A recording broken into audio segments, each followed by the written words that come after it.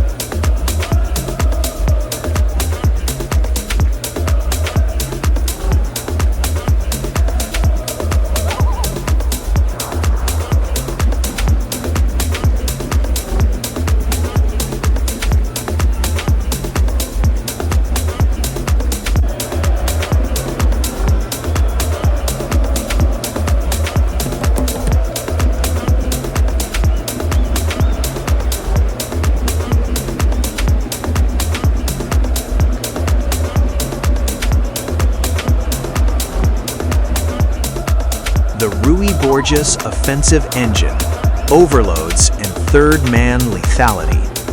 Once the first line of pressure is breached, Rui Borges' Sporting transforms from a patient chess player into a vertical predator. The attacking phase isn't about possession for possession's sake. It's a high-speed exercise in structural overloads and positional chaos. They don't just attack the box, they dismantle the opponent's defensive logic. The half-space dominance. The cornerstone of the Borges attack is the occupation of the half-spaces.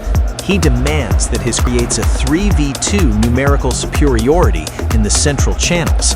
This forces the opposition's center backs into a fatal dilemma. Step out and leave space for a direct run, or stay deep and allow Sporting to dictate the tempo in the final third. It's a constant state of asymmetric pressure. The third-man principle. But the true signature of a Borges side is the third-man combination. It's a rhythmic, coded sequence, a vertical pass to the striker, a layoff to the inverted. It's a geometric assault that makes their 4-2-3-1 or 4-3-3 impossible to track. They move the ball at such high intensity that the defensive block simply cannot shift fast enough to compensate. The verdict. This is the ultimate blend of technical flair and tactical discipline. Rui Borges has engineered a system where every pass is a trigger and every movement is a trap. If you aren't defending with absolute perfection, Sporting has already found the weak link in your structure. This is offensive mastery in its purest form.